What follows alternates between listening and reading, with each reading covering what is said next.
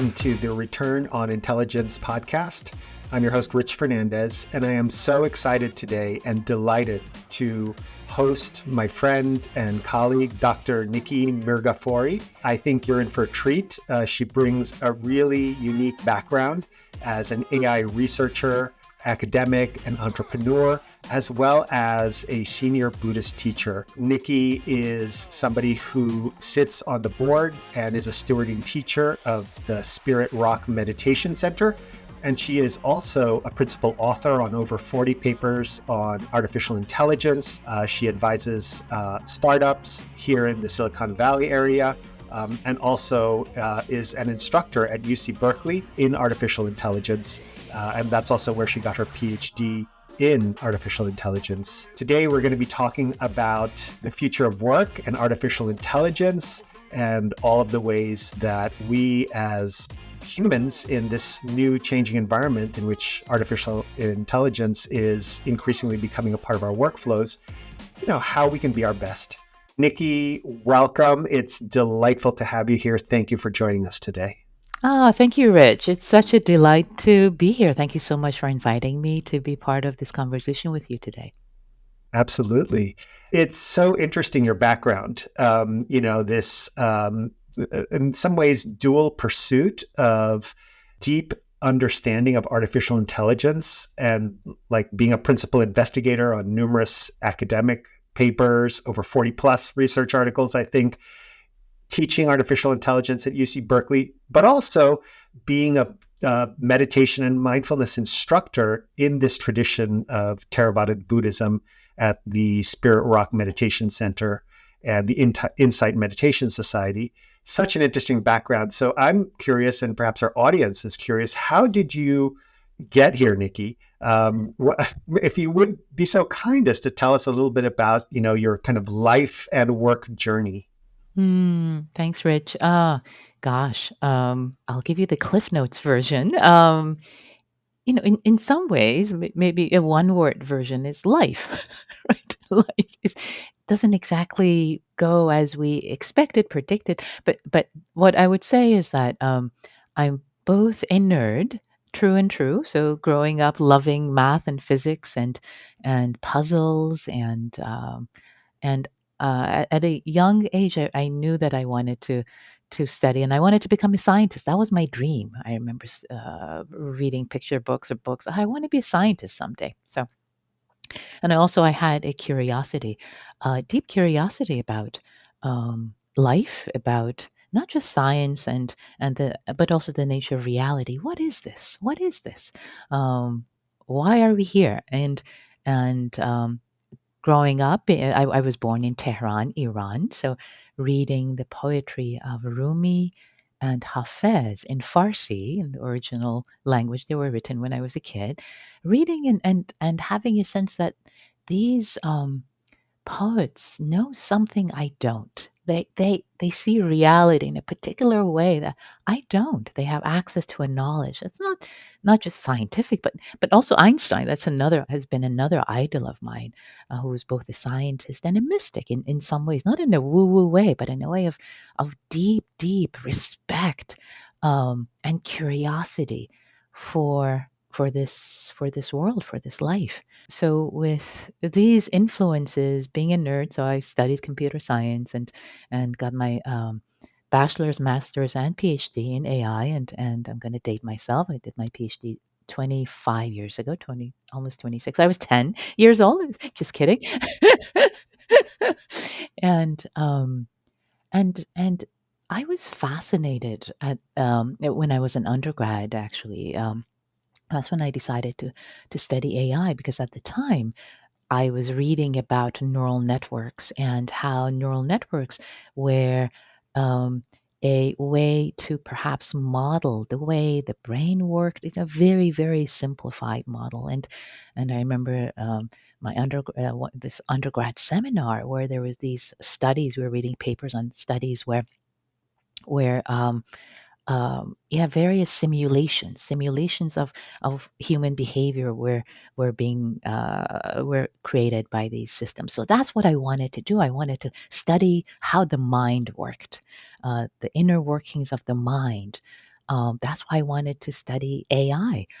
It seemed like AI really brought my interest in computer science and philosophy of mind and psychology together. And those were my minors, philosophy and psychology. So I studied um, AI, and then for my PhD, I worked um, on speech recognition. So nowadays, Siri, we all take it kind of for granted. Siri and Alexa and all their friends, we take the speech recognition, the power of it for granted, but it was clearly not where it is today. So I did a lot of basic research in that, in language models, so training language models, and now given that we have so much more um, GPUs, processing power, and cheaper memory, etc. All of that, the power of processing, has allowed these algorithms, and in addition to some other algorithmic shifts and changes, not a lot, but some algorithmic shifts and changes, enabling these algorithms to actually perform so much more powerfully. And we also have a lot more training data. But anyway, I'm veering into some technical description, coming back to the path. So, I was a scientist at Berkeley, and I went to Silicon Valley for a few years, did research at startups, came back to Berkeley, my alma mater, was doing research and leading collaborations, advising PhD students and postdocs, and teaching, and at that point, I decided that this quest, this intellect, this existential curiosity that I had, I wanted to devote some time to it. So I took a year leave of absence. By that time, I had been meditating, and I had done many silent meditation retreats, increasing the length of them from 1 day to a week, 10 days to a month, and I was ready to delve deeper. And you mentioned Spirit Rock, a meditation center where I'm a teacher now, and also serve in various ways. So Spirit Rock was my home practice center. So I took the year of leave of absence, practiced a lot, and also on the East Coast at IMS, 3-month retreats, 3-month silent retreats. And but at the end of 1 year, I wasn't quite done. If it seemed like it was just getting juicy, this finding some answers to the questions I had had. It shifted. It really shifted things for me, shifted my perspective, and it felt like it poured cool water on the fire of existential angst, and the questions became answered in a way. They became irrelevant. It anyway. So shifts happened, and then various shifts and changes. I continued to love to practice, and I was called to teach, invited to teach more and more in the Buddhist context and in the mindfulness context, and I taught more and more and more. And there's another thing that I will mention, which is I had a chronic illness that entered the picture at that point around that time, and I had limited energy, and it felt to me that my own study and practice and teaching was so important to me. The limited energy I had, that's where it went. So I spent less time doing research and less engagement. So I'm not teaching at Berkeley at right now anymore, but primarily I've been teaching the various uh, courses, both on, I think you mentioned, mindful leadership training and various Buddhist practices, and also engaged with ethics of AI for the past few years, but not hands-on research at this point in teaching in AI. So given anyway, so that's a little. We could probably end the podcast right there. Thinking that you have said so much. I mean, what's still sort of resonating in my head is I think you said pour cool water on the fires of existential angst. That's kind of a lifetime learning, I think, for so many of us, an aspiration. And I so appreciate also bringing together the threads as you have of so many different influences from a young age of sort of mystic poets like Rumi and Hafiz together, and Einstein. Those were your heroes. That's amazing. Informing then your journey as a scientist, an entrepreneur, an AI researcher, as well as then very much it sounds like a meditation teacher. It's kind of astounding to hear a 3-month silent meditation retreat that's for many perhaps hard to fathom. I guess you had to do a PhD and do such long retreats together just to like really max out on on the learning. It sounds like. Yeah, you're kind, Richie. I don't think about it as maxing out. I'm a learner. The more I learned, really, the more um, I know that I know so little. I know so little about yeah. I know so little about so little. Ugh, it's beautifully said. Then, so bringing it to today, you've shared a little bit about what you're working on, but especially given your background. And as we think, you mentioned AGI, artificial generative intelligence, and its increasing prominence in our lives, and given your background and all of these different threads, what's your perspective on that? I mean, where are we going? What do we need to learn?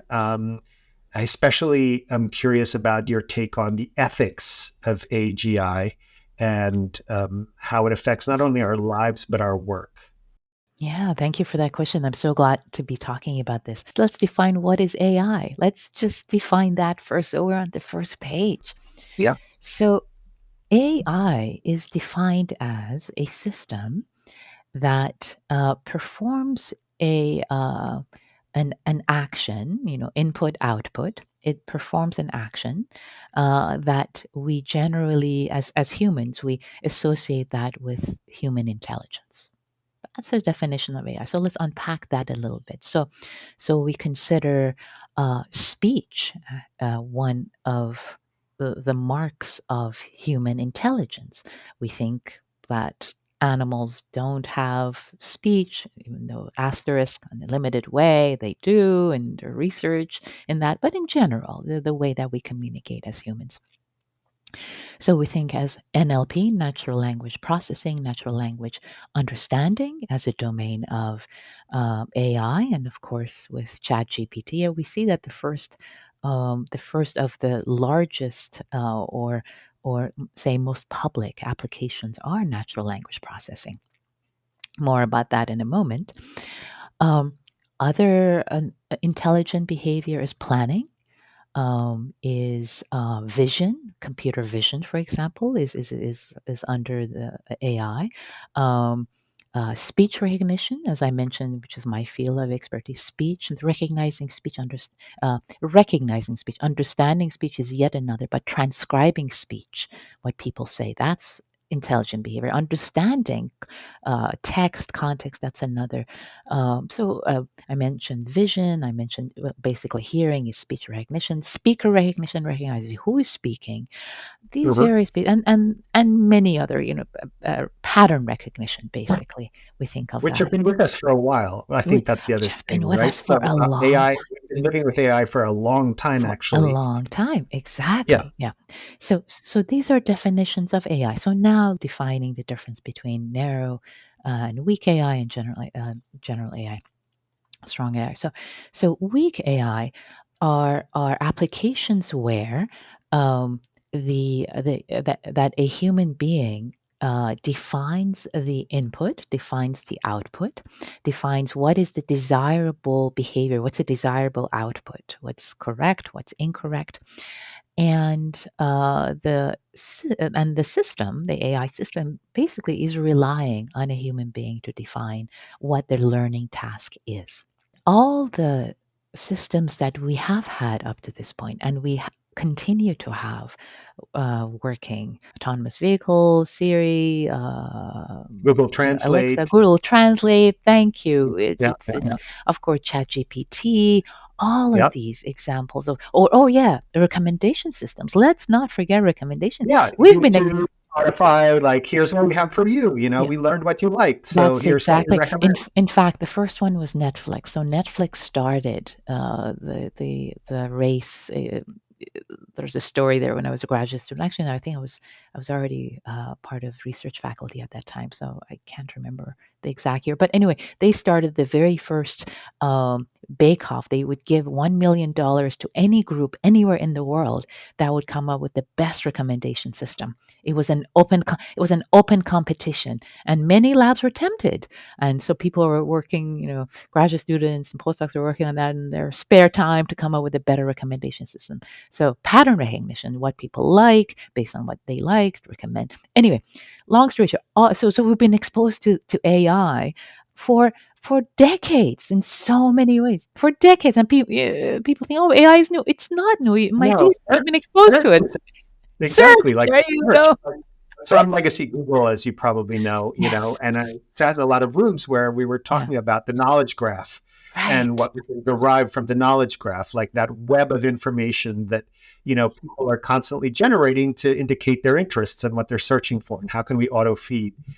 Or then it became the social graph as we brought in social media, and Facebook was coming. And then I was at Google when they were trying to invent the competitor to that, G plus, Google plus. So how do we harness the knowledge graph to create exactly that, the recommendation engines to help people, like, really feel like they're getting targeted information in their social media landscape.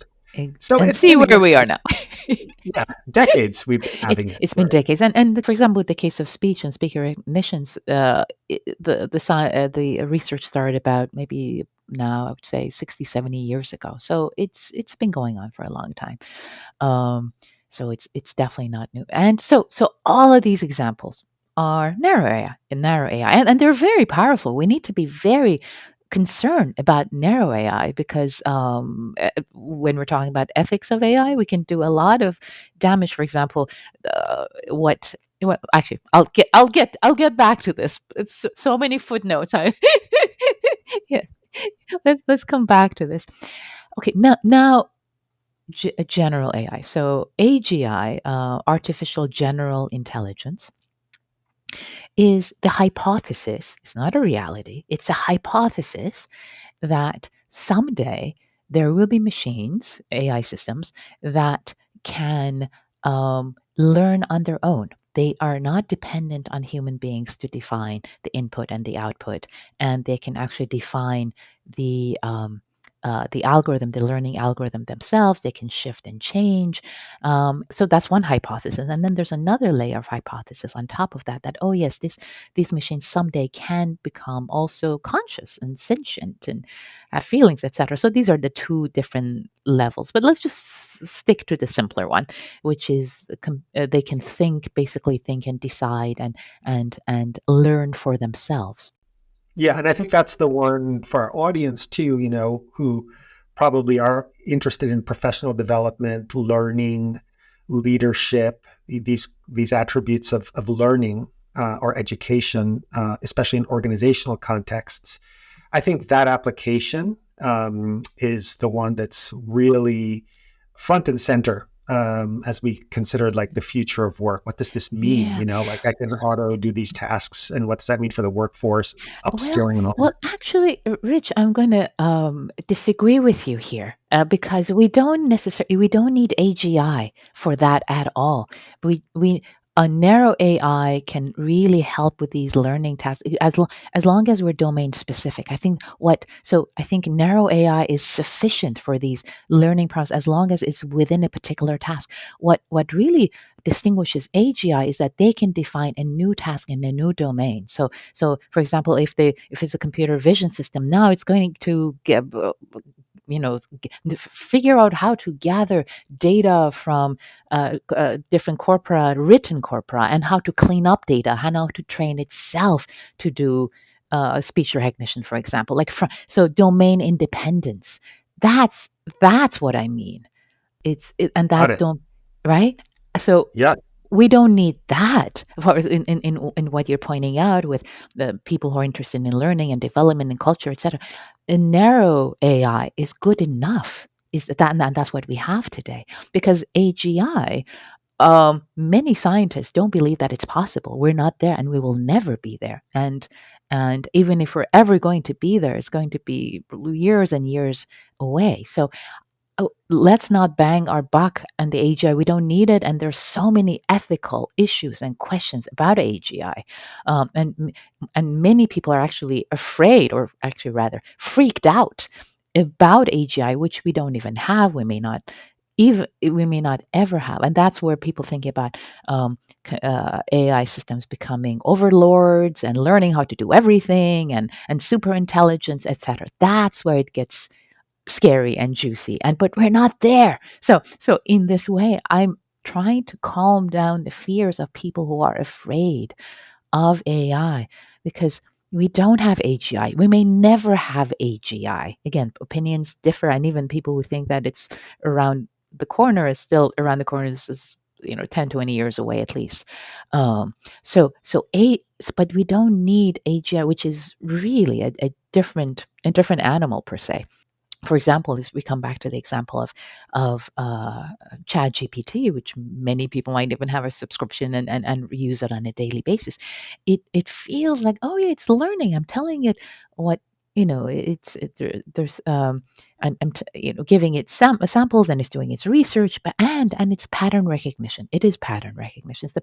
But it's seen so many different patterns, and it's generating a new pattern within this domain. It's not learning still, and it's when it's being adapted by various companies and various people coming up with new applications. They are defining what the domain is. They are figuring out how it needs to behave in a particular, I don't know, in the law domain, or in this domain, or in that domain. They're defining it. So that's a really important distinction to keep in mind. And with narrow AI, actually, let me just, before I go into to ethical issues, I'm just going to pause for a moment. Yeah, because I think thank you for the pause, because I think if we do even focus on what we're calling narrow AI, the Chat GPT example, or other models that are able to take large sources that they've been trained on and create content, it's still a way that they may be, one, put to perhaps nefarious uses, right? We're seeing a lot here in the United States, for example, concern about, maybe false images, false video, etc. We had the case in Pakistan, I think, of Imran Khan was like voice recorded. This, was the for the former head of state who was imprisoned, and then artificial intelligence was used to kind of dictate a variety of communications out to the public, and even Chat GPT and others, models like that, are all trained by humans and can be applied in ways good and bad.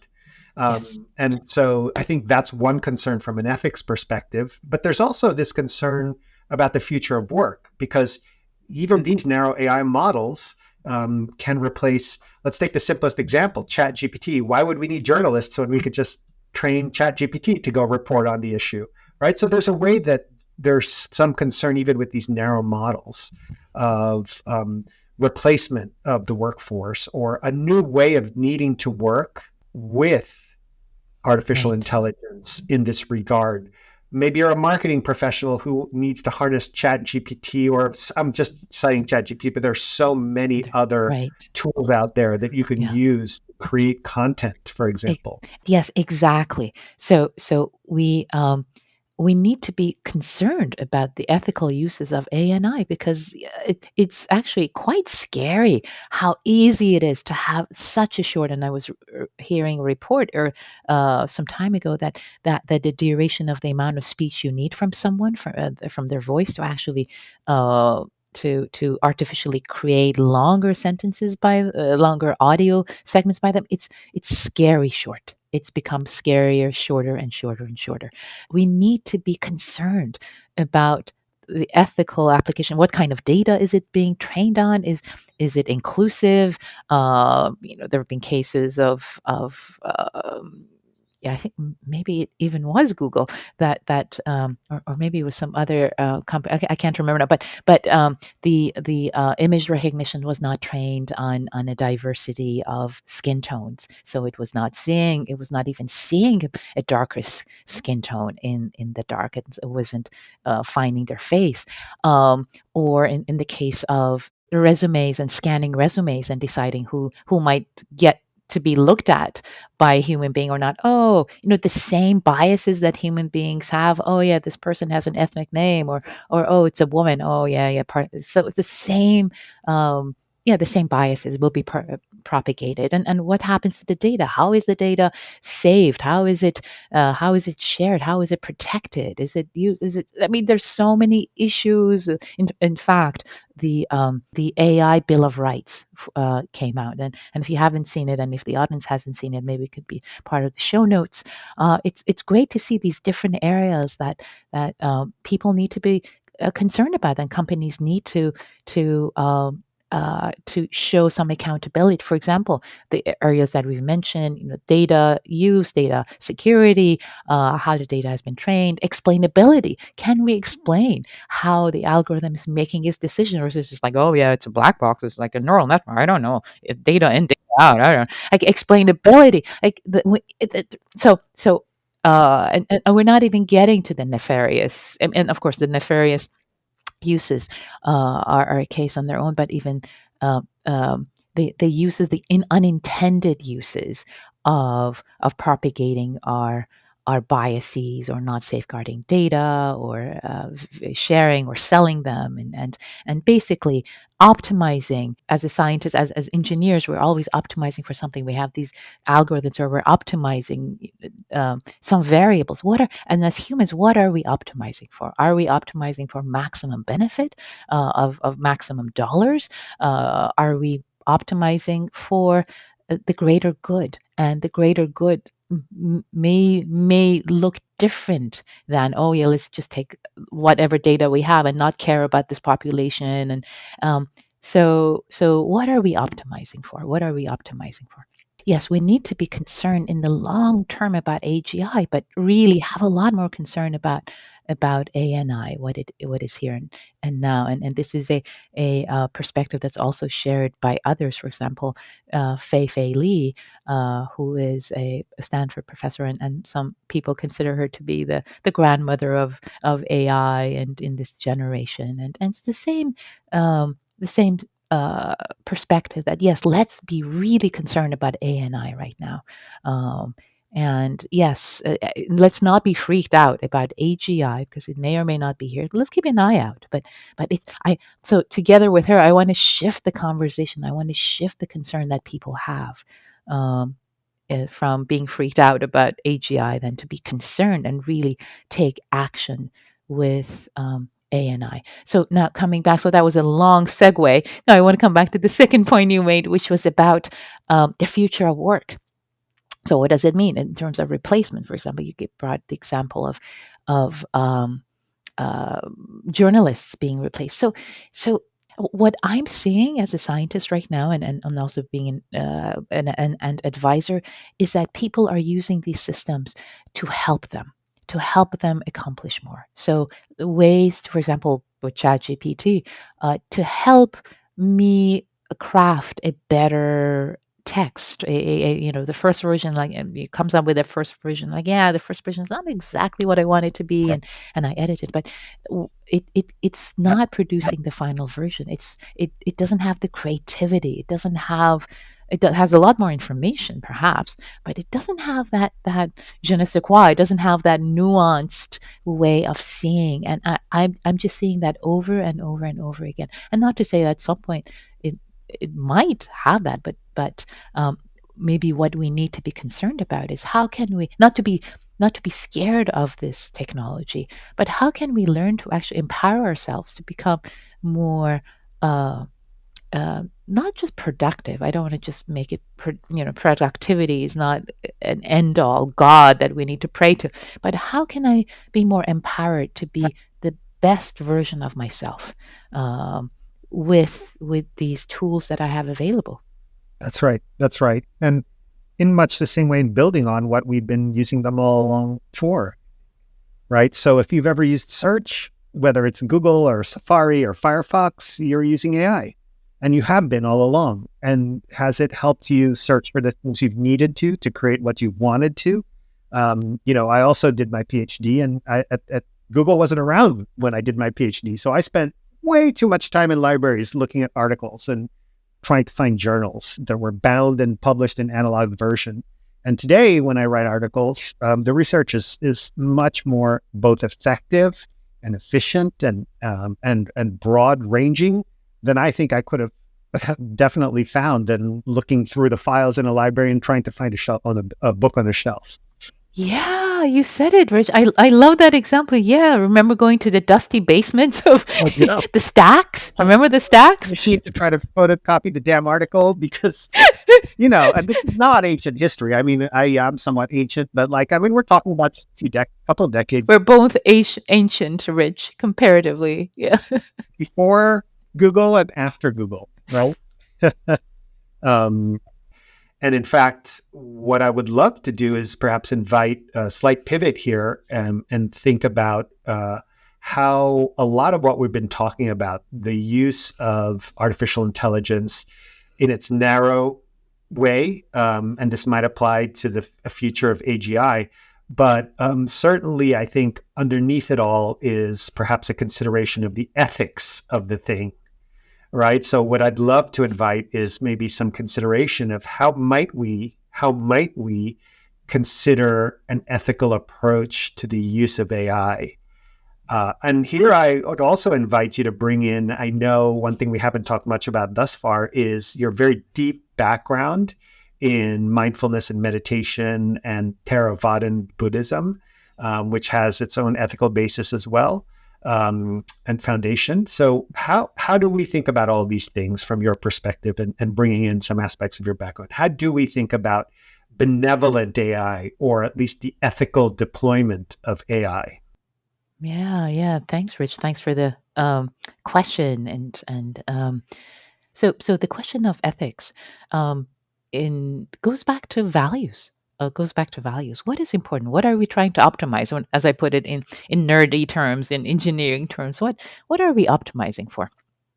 And and when we take a larger perspective instead of just a small perspective, oh, I need to get and become famous or get more money. The smaller the smaller perspective that is often very entangled with our sense of self. Me. It's all about me. What do people think about me? How am I doing?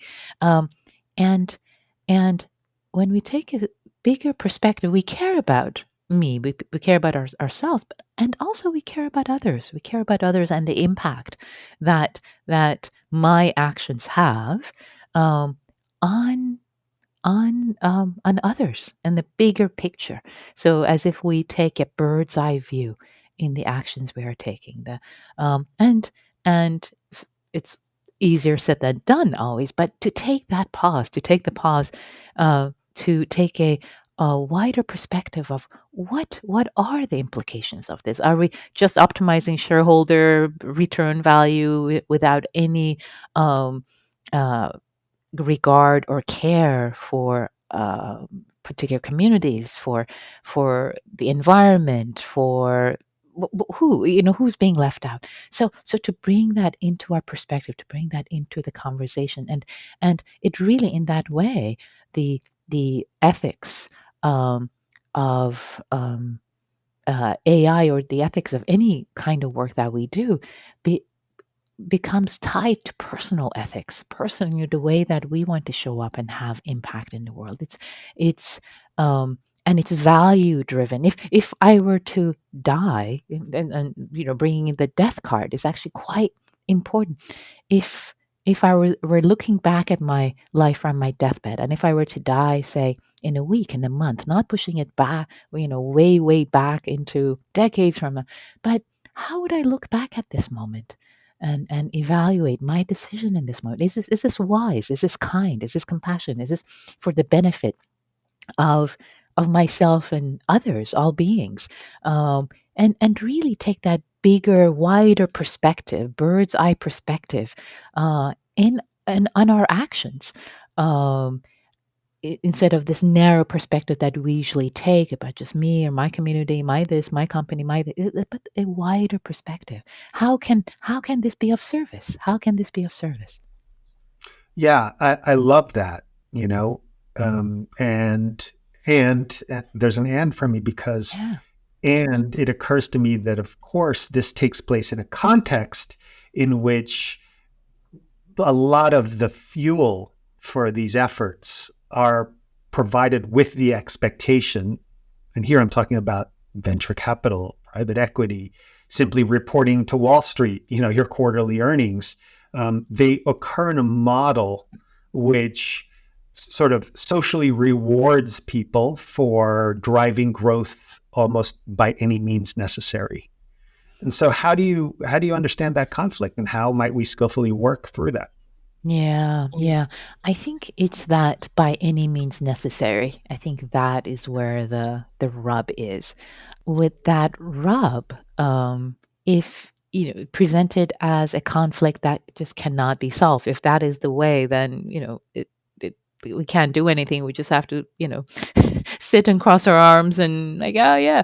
But I don't think that is the case. I don't think it is by any means necessary. And there are plenty of companies and plenty of entrepreneurs and plenty of people who are doing wonderful work in the world, still within the system that tries to push in a particular way. And I'm not saying that it doesn't push in a particular way. Of course it does. And sometimes we're going within the stream, but a little against the stream, trying to still be within the system, the capitalistic system, and yet shift and change and turn instead of just putting our values and intentions in our back pocket and saying, oh, yeah, it's just about making money and whoever has a bigger paycheck and a bigger company and bigger this, like whoever has the most shoes when they die wins. I mean, we know that's not the case. We know that's not satisfying on a personal level. We know that it's not satisfying in a personal level, and leads to burnout and leads to the sense of yeah, perhaps even nihilism. Like, what's the point? Or it's like doing more and more and more and bigger and bigger. It's without the connection to meaning and values, both on a personal and on a systemic, on uh, a team level and a company level. If we lose that, and it's just about more and more, it becomes it's not as satisfying. It sounds to me like it's and this is my perspective too. So I don't want to be not sort of authentic to this idea that it is deeply personal, and the personal foundation of leaders and the folks who are creating these systems, the folks who are training these systems, the folks who are deploying these systems. A lot then, it sounds like, turns on their personal formation, their personal values and ethics base as they engage in this work. Because they have to bring that as they confront at the same time, frankly, incentive structures that reward the opposite, reward the by any means necessary. Get as many users as you can as fast as you can so we can, do our payout or IPO or whatever it is. Yeah. And so they're working against that in some ways, and it requires, I think, an internal compass, perhaps, which brings us to the other aspect of your work, the mindful leadership aspect, the kind of internal, cultivating the internal qualities. So can you share with us, Nikki, a little bit about where you see that intersection of that inner journey and then the outer work we do in the world? Yeah, yeah, absolutely. Thanks, Rich. And I know that this is an area that is of great interest to both of us, serving in this particular way in the world. Yes. And to your earlier point, leaders shape cultures and companies in their own image. And we see, I know that you've seen this over and over and over again. And whatever their values, their personality, whatever they're optimizing for, it becomes the shape, the culture of the team of the company. And so culture shift begins on the internal and the personal level. There are a lot of ways to shift and turn and be transformed into better versions of ourselves. It's not just that, oh, this is all I have, these are the tools I have, there's no learning to do. Of course there are tools, there are ways we can learn. I know that I'm a different person than I was before this path of practice, before the ways that I have shifted and changed through my practice. And um, Maybe just to say a few words about how the practice of mindfulness, and even in the way of observing and seeing and not shying away from what is being seen internally and externally. And often we in the West we think of mindfulness as just closing your eyes, sitting cross-legged perhaps, and just going internal. But mindfulness is both internal and external when we go back to the Buddhist roots in the Buddhist suttas, internal, external, all the time, always.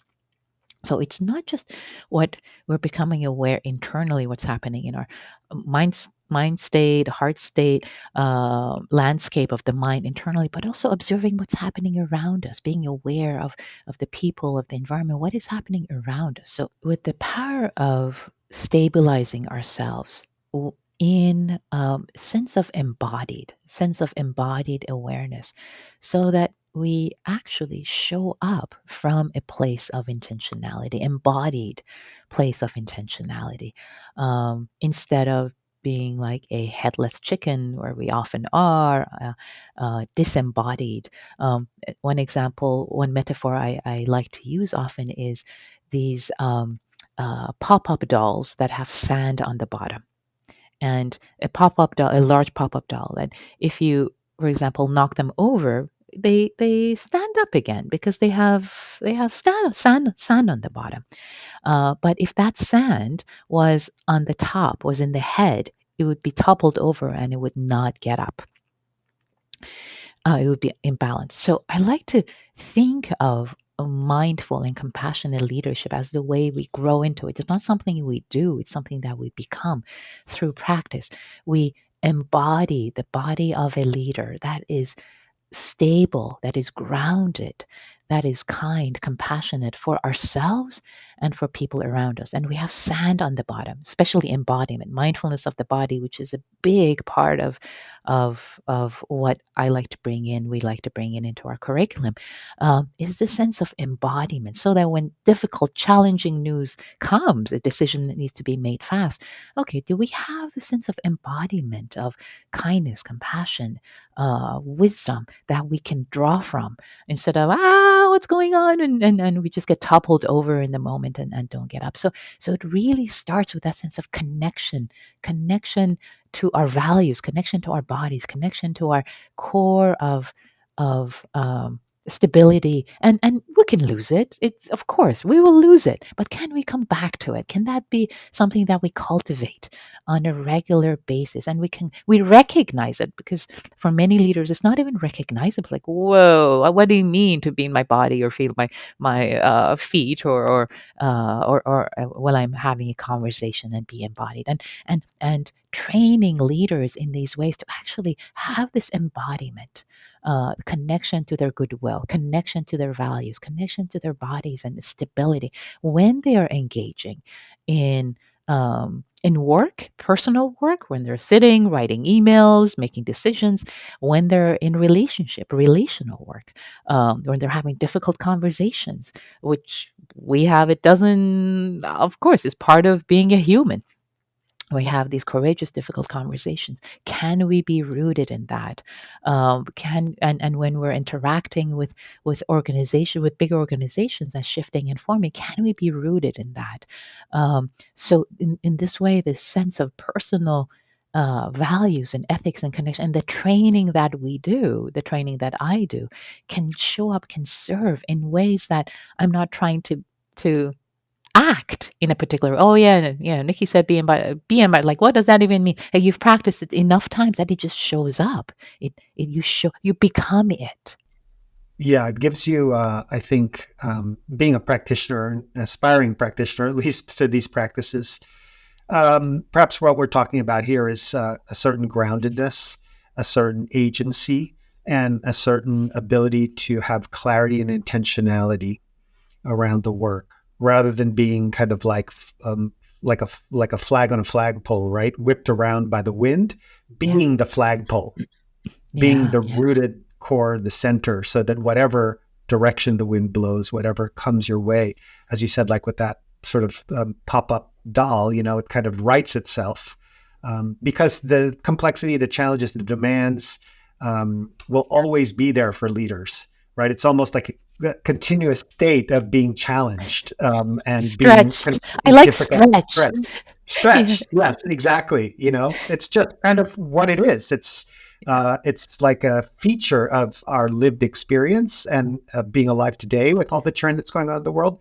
And it's Yeah. even more amplified for leaders. It's a feature, not a bug of the lived experience, that being Exactly. stretched and challenged and disrupted is Yeah. just going to happen on a continuous Yeah. basis. Yeah. Yeah. Absolutely. It's part of the deal. And actually, hallelujah. Um, I, I and the reason why I was suggesting the word stretch, because when I feel that, oh yeah, this is really stretching me, I feel I welcome being stretched, because now I can contain more. I'm containing more. I have more capacity than I did before. If I just think I'm being challenged, like, oh my God, I'm being challenged again. It's like, oh, yet another challenge. Like, no, I'm being stretched. This is I. So for me, that metaphor personally works better. Tools to meet the stretch, I think. Yeah, yeah, there you go. Yeah. Well, look, I think we could probably talk forever, like about all of these things and so many more things. But I just want to be cognizant of, the time we have together. But if folks want to, and we'll share the information also, but if folks want to find you, tell us where you are, how to find you, how to Yeah, connect yeah. with you. Yeah, thanks, Rich. So they can find me online on my website, nikkimirghafori.com. My first name, unpronounceable last name.com. Or if they, in Google or in any other search engine, if they just put Nikki Meditation, Nikki Meditation, I seem to be the first organic hit that pops up. And they can find the classes I teach, talks, lectures, various ways. And yeah, thanks. Yeah.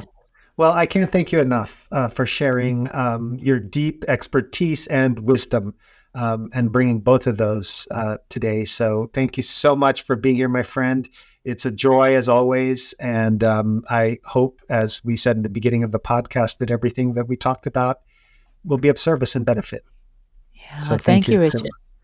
Thank you so much. It's been so much fun to connect and to chat today. And as you said, we could just keep talking, you and I. So this has been fun. I really appreciate you inviting me to be a guest and just connect with you today. And yeah, may it be of service in ways that we cannot foresee. Yeah, thank you so much.